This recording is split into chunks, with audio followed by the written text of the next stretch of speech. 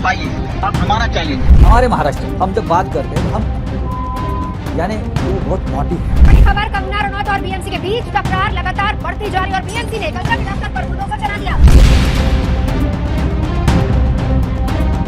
उद्धव ठाकरे, तुझे क्या लगता है कि तूने फिल्म माफिया के साथ मिलके मेरा घर तोड़ के मुझसे बहुत बड़ा बदला लिया है? आज मेरा घर टूटा है, कल तेरा घमंड टूटेगा। ये वक्त का पहिया है, याद रखना। बीएमसी के इतिहास में नया अध्याय लिखा जा रहा है। पहली बार बीएमसी पर बीजेपी का पूरा वर्चस्व, पूरा डोमिनेंस भारतीय जनता पार्टी का दिखाई दे रहा है। आपने मेरे चेहरे पर देखा है कोई तनाव है, कोई शिकन है, कुछ नहीं। पहली बार मुंबई में बीजेपी का मेयर बनना तय हो गया है। अब देखिए, एनडीए को घर में ही चुनौती मिलने लगी है। उद्धव ठाकरे ने नरेंद्र मोदी पर हमला बोला है और कहा है कि पहरेदार ही चोरी कर रहा है। राम मंदिर पर मोदी सरकार के रुख से उनके साथी भी गर्म है। शिवसेना प्रमुख उद्धव ठाकरे ने पूछा, क्या ये भी जुमला था? मोदी जी, जो मैंने कहा आपको शोभा नहीं देता। शाह जी, आप आए थे मेरे घर, मेरे पिताजी के रूम में, जिसको आप मंदिर मानते हैं, वहाँ आप नाक रगड़ कर गए थे। भटकने वाला कोई आज तक पैदा नहीं हुआ है शिवसेना में। हमारे मन दुखे हुए, हम एक दूसरे से अलग होने के बाद या अलग होने की राह पर जिस प्रकार का व्यवहार उन्होंने हमारे साथ किया है, जिस प्रकार से प्रधानमंत्री जी के बारे में अपशब्द में बोलते हैं, लिखते हैं। बीएमसी में इतिहास बदलने वाला है। बीएमसी में बीजेपी प्लस को बहुमत, रुझानों के हिसाब से आपको बता रहे हैं, बीजेपी अकेली 99 सीटों पर आगे चल रही है। साथियों नमस्कार, मैं हरिश्चंद्र बर्णवाल इस वीडियो में आप सभी का स्वागत करता हूं।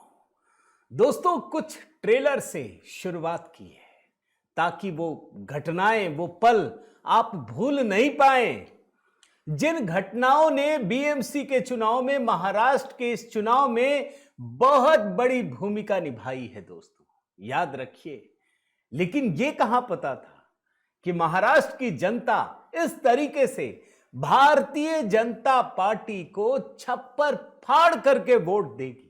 सारे रिकॉर्ड ध्वस्त हो गए दोस्तों। याद रखिए, पूरी की पूरी जो सियासी जमीन है ना, वो ठाकरे परिवार की ध्वस्त हो गई है, जमीन खिसक गई है। यह तो लग रहा था कि भाजपा की जीत होगी, लेकिन यह नहीं पता था कि सब कुछ बर्बाद हो जाएगा। इधर नतीजे आएंगे, उधर ठाकरे परिवार का सब कुछ बर्बाद हो जाएगा। और तो और दोस्तों, मैं थोड़ा आगे की कहानी भी बता दे रहा हूं।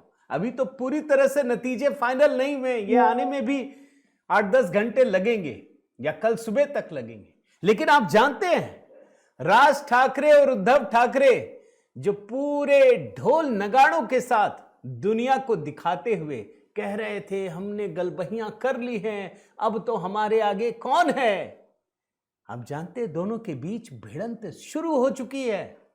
दोनों तरफ के लोग आपस में भिड़ रहे हैं।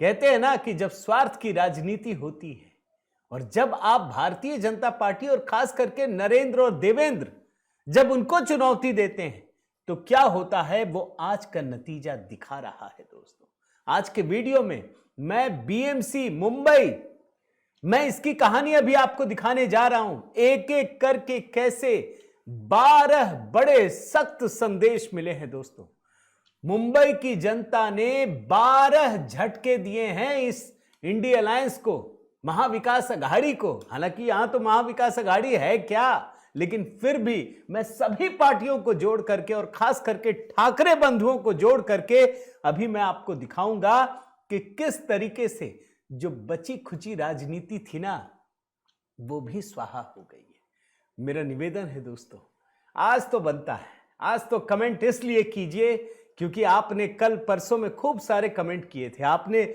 बड़े आकलन भी किए थे।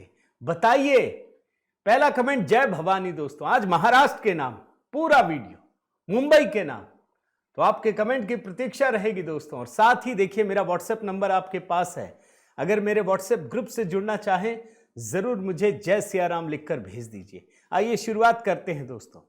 अभी 4:30 बजे तक का जो आंकड़ा है ना, वो सिर्फ आपको दिखा दे रहा हूं। बीएमसी में कुल 227 सीटें हैं और उन 227 सीटों में बहुमत 114। और जो भारतीय जनता पार्टी प्लस इसकी जो हकीकत है, वो बहुमत से बहुत ऊपर है, बहुत ऊपर है। और आपको मैं बता दूं दोस्तों कि पिछली बार भारतीय जनता पार्टी को 82 सीटें और शिवसेना जो माने जब वो टूटी नहीं थी, उद्धव ठाकरे थे तब 84 सीटें मिली थी। भाजपा ने उस रिकॉर्ड को भी पार कर लिया है। यह इतिहास है, न भूतो न भविष्यति, यह इतिहास रचा गया है दोस्तों। बाकी तो आप देख ही रहे हैं, शिवसेना उद्धव ठाकरे खत्म, राज ठाकरे खत्म, कांग्रेस पार्टी कहीं नहीं, अन्य की तो वैसे ही बत्ती गुल है। अब मैं आपको एक एक करके दोस्तों वो 12 झटके दिखाना जा रहा हूं। बड़े ध्यान से समझिए कैसे ठाकरे ब्रदर्स आपस में लड़ रहे हैं। संजय राउत, इसकी कहानी तो अभी मैंने आपको वो दिखाई, बड़ा यूनिक कॉन्सेप्ट के साथ आपको दिखा रहा हूं दोस्तों कि बीएमसी के नतीजे कितने बड़े मैसेज लेकर आए। बड़े ध्यान से एक एक झटका मैं आपको दिखाता हूं। पहला झटका, ये सीधे सीधे चुनौती देते हैं मोदी जी को, शाह को। देवेंद्र फडणवीस का कितना अपमान किया आप जानते हैं ना। पहली बार दोस्तों मुंबई को भारतीय जनता पार्टी का मेयर मिलने वाला है। ठाकरे के गढ़ में कमल खिल रहा है, खिल चुका है। अब भाजपा का मेयर होगा। ये जो कहते हैं ना हनक, सत्ता की हनक, कभी आपने सोचा है कि सत्ता में है नहीं ठाकरे, लेकिन एकदम जैसे कहते हैं ना अहंकार, सिर चढ़कर बोलता है। अभी आपने सुना होगा 15 मिनट वाला कि हम पूरी मुंबई बंद कर देंगे। भाजपा का मेयर बनने जा रहा है, पहली बार हो रहा है। ये इतिहास है दोस्तों। मुंबई को आप इग्नोर नहीं कर सकते। आपने सुबह से मेन स्ट्रीम मीडिया में देखा होगा क्यों बीएमसी की खबरों को इतनी तरजीह दी जाती है। 7-8 राज्यों से बड़ा बजट है सिर्फ बीएमसी का, 1 लाख करोड़ रुपए हैं दोस्तों। अब तो भाजपा के पास इतनी बड़ी ताकत मिल गई है जिसकी कल्पना आज से कुछ वर्षों पहले तक कोई सोच भी नहीं सकता। बल्कि मैं तो कहूं उद्धव ठाकरे अगर भाजपा के साथ होते ना तो उसी का मेयर बनता। लेकिन सत्ता की लालच क्या होती। तो पहला झटका, भाजपा का मेयर पहली बार मुंबई के इतिहास में बनने जा रहा है। दूसरा झटका, ठाकरे ब्रदर्स का यह आखिरी किला था दोस्तों। आपको मैंने सुबह वाले वीडियो में दिखाया था। आज सुबह मैं 9 बजे की जगह और पहले कर दिया दोस्तों, क्योंकि एग्जिट पोल का वीडियो कल करना था, वो आज सुबह करना पड़ गया मुझे। आप जानते हैं 1996 से आज तक सिर्फ उद्धव ठाकरे का मेयर बना। मैंने दिखाया है 22 से तो चुनाव नहीं हुआ, मतलब 30 साल, जिसमें 26 साल तो इनके मेयर थे। यह आखिरी किला था जहां से दाना पानी मिलता है, इनको फर्क नहीं पड़ता भाई। 1 लाख करोड़ का तो बजट है, कोई फर्क नहीं पड़ता। ढह गया, खत्म हो गया। यह अस्तित्व की लड़ाई थी दोस्तों। अब ये जितना गुंडागर्दी करना हो करने दीजिए, कोई बात नहीं, और गिरेंगे नजर से, लेकिन यह आखिरी किला ये खत्म हो चुका है दोस्तों। तीसरा झटका, और इसमें तो बड़ा पॉइंट है। आपने देखा दोस्तों कि अभी ठीक बीएमसी चुनाव के लिए ये उद्धव ठाकरे राज ठाकरे आपस में मिल गए, एकजुट हो गए। इनको लगा कि अब तो कयामत आ जाएगी, भाजपा का तो सुपड़ा साफ कर देंगे, एकनाथ शिंदे तो कहीं बचेंगे ही नहीं। भारी पड़ गया, दोनों का गठबंधन चूर चूर हो गया। ये किसी को भी अपने साथ नहीं ला पाए, किसी को भी नहीं। और अब दूसरी बड़ी बात क्या है, आप हेडलाइन पढ़िए। राज ठाकरे को गले लगा उद्धव ठाकरे ने क्या हाथ जला लिए। ये भिड़ंत की कहानी है। ये दोनों के बीच तू मैं शुरू हो चुकी है। मैंने तो एक एक आदमी का ढूंढ ढूंढ के ट्विटर लाइन ढूंढा है, बस स्याही जो मिला सो मिला, उसके बाद कुछ नहीं मिला। बोलती बंद है दोस्तों, एक शब्द नहीं निकल रहा है, इतनी बुरी हालत है। ये छोटी कहानी इसलिए भी नहीं है दोस्तों क्योंकि ये दोनों ठाकरे मिलकर के महाराष्ट्र को अपनी जागीर समझने लगे थे। ये दोनों लड़ते भी थे, अब इनको लगा कि नहीं नहीं, अब तो साथ आना ही पड़ेगा। और आपको एक और कहानी दिखा देता हूं, देख लीजिए। जो राज ठाकरे को बोलते थे ना, उन्हीं को विलेन बताया जा रहा है। ये असली विलेन है, राज ठाकरे असली विलेन। बोल रहे थे कि गद्दार है बाकी बाहर के लोग। लीजिए, महाराष्ट्र के लोगों ने आपको बताया कि आप नकारे हैं, आपको नहीं चाहिए, आपको बाहर भगाना है। ये मुंबई की जनता ने एक मत से साफ साफ मैसेज दिया है। ये कोई स्प्लिट वर्डिक्ट नहीं है, क्लियर कट मैंडेट है दोस्तों, पूरी तरह से। तो ये मुंबई का तीसरा मैसेज है, ठाकरे बंधुओं के लिए तीसरा झटका है दोस्तों। चौथा झटका, बाला साहेब ठाकरे का जो सम्मान है, आप उनकी, भैया आप संतान हैं। बाला साहेब ठाकरे के रहते रहते आप लोगों को सियासी रूप से आगे बढ़ाया।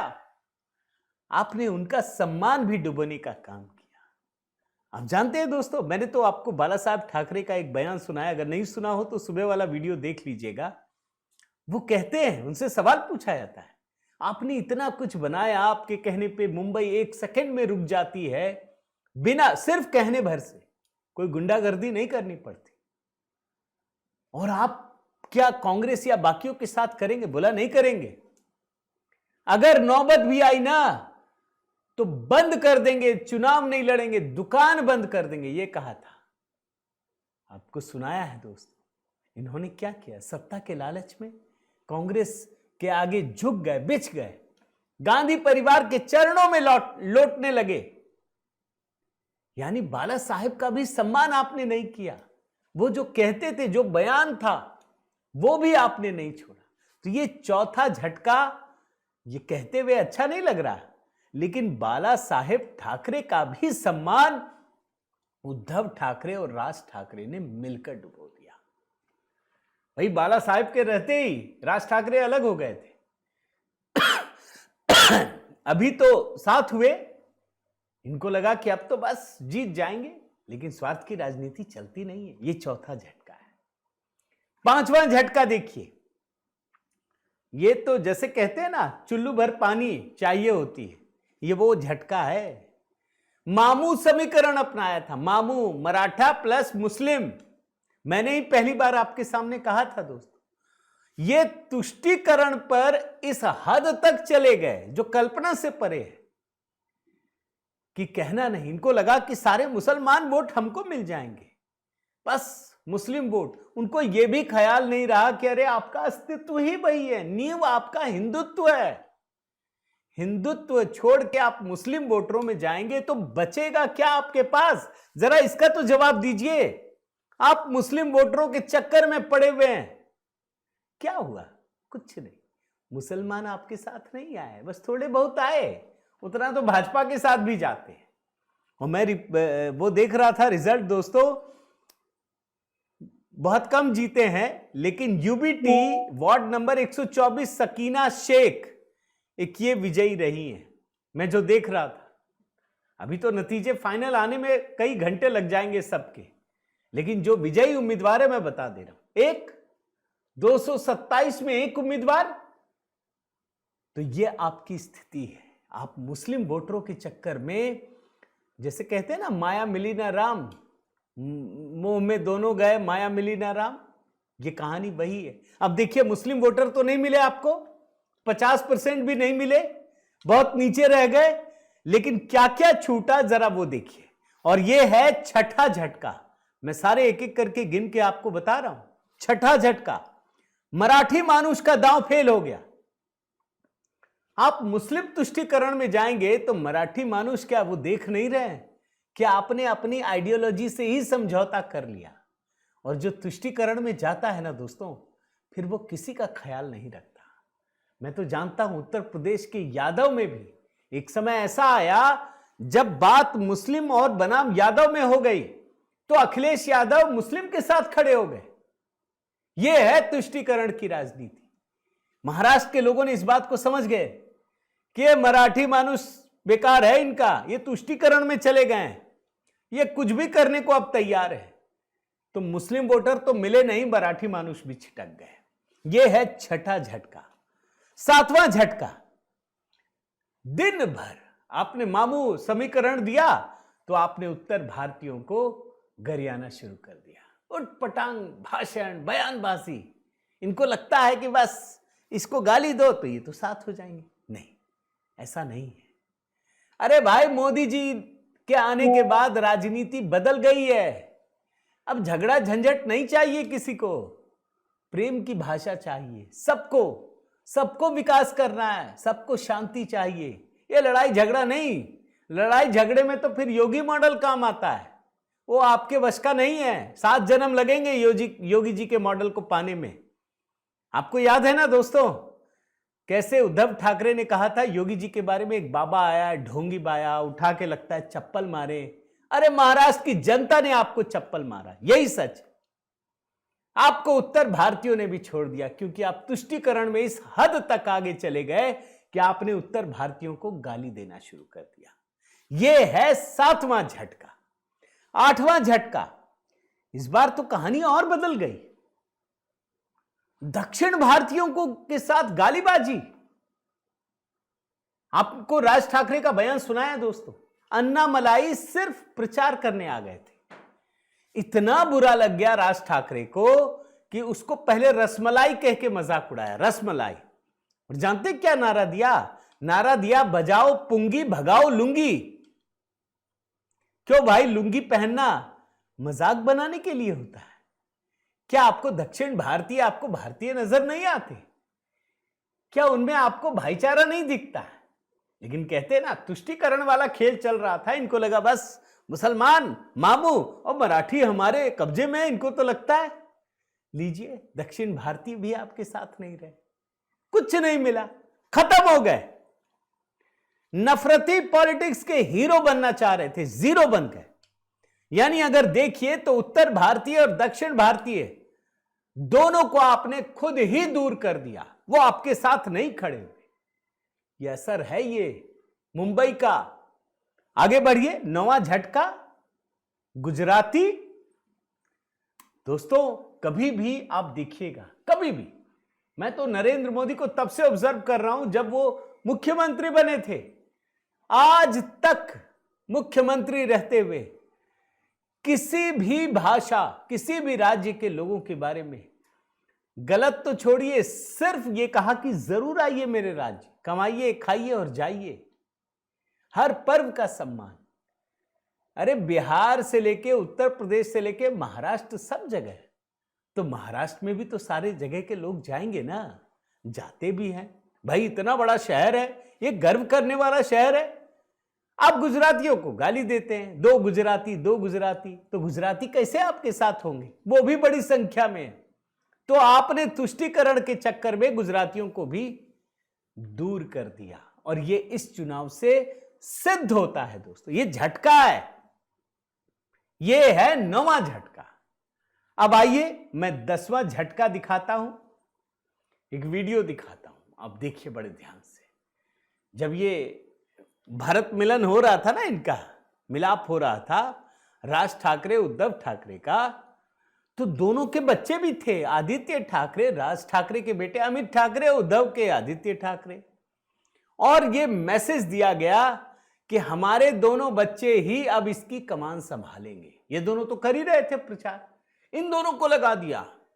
बस जैसे सोनिया गांधी ने राहुल गांधी को एकदम लॉन्च कर दिया, इन दोनों ने भी इन दोनों को लॉन्च कर दिया, आदित्य ठाकरे, अमित ठाकरे। और बड़ी बड़ी ब्रेकिंग चलती थी।